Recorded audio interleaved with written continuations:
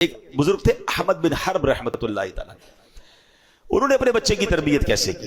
وہ کیا کرتے تھے؟ انہوں نے بچوں کو توکل سکھانا تھا کہ اللہ پر بھروسہ کرنا ہے۔ انہوں نے کہا بیٹا جب بھی بھوک لگے نا تو دعا کرنی ہے اللہ سے، کسی اور سے نہیں مانگنا، اللہ سے مانگنا، یا اللہ کھانا چاہیے۔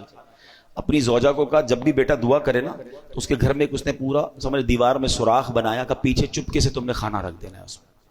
بیٹا اس سوراخ کے پاس جا کے اللہ کی بارگاہ میں دعا کرتا، یا اللہ بھوک لگی ہے، تھوڑی دیر بعد سوراخ سے اس کو کھانا مل جاتا۔ اس کی ٹریننگ یہ ہونے لگی کہ جب بھی کوئی مشکل ہو اللہ سے مانگنا ہے۔ کئی مہینے گزر گئے، روزانہ ماں اس کو اسی طریقے سے کھانا دیتی جب وہ دعا مانگتا۔ ایک دن اس کی ماں جو ہے گھبرا گئی اور اپنے شوہر کے پاس آئی کہ آج عجیب معاملہ ہوا۔ کہا کیا ہوا؟ کہتی آج وہ کھانے کا وقت تھا، بیٹا کا دعا کا ٹائم تھا، میں کہیں مصروف ہو گئی، میں دوڑی گئی کہ کھانا نہیں ملے گا تو کیا سوچے گا۔ تو میں گئی تو کیا دیکھتی ہوں بیٹا کھانا کھا رہا ہے۔ میں نے کہا بیٹا کھانا کدھر سے ملا؟ کہا امی اللہ نے دیا۔ کہاں سے ملا؟ کہا اسی سوراخ سے جہاں سے روز ملتا ہے۔ تو میں پریشان ہوں، میں نے تو کھانا نہیں رکھا، کھانا کیسے مل گیا؟ حضرت احمد بن حرب کہتے ہیں مجھے اسی دن کا انتظار تھا، اب تمہیں کھانا دینے کی ضرورت نہیں ہے، اس کا اللہ سے کنیکشن ایسا ہو گیا، اس کو غیب کے خزانوں سے ملنا شروع ہو گیا۔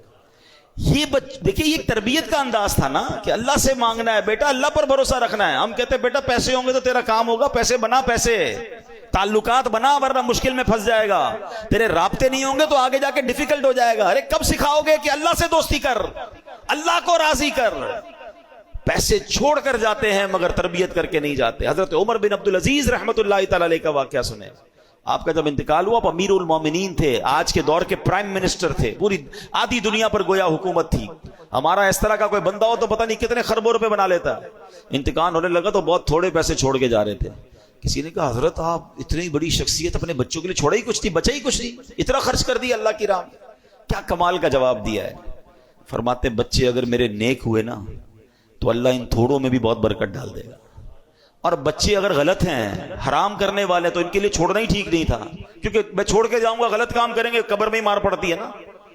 کتنی کمال کی بات۔ ہم اس پرابلم میں، اس سوچ میں پڑے ہوئے ہیں کہ ہم بچوں کے لیے چھوڑ کر کیا جائیں۔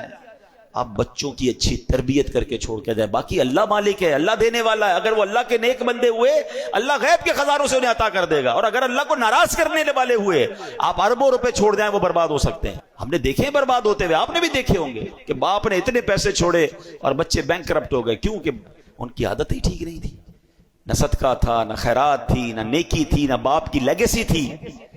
کاش یہ بات سمجھ آ جائے۔ بچوں کو سخی بنائیے،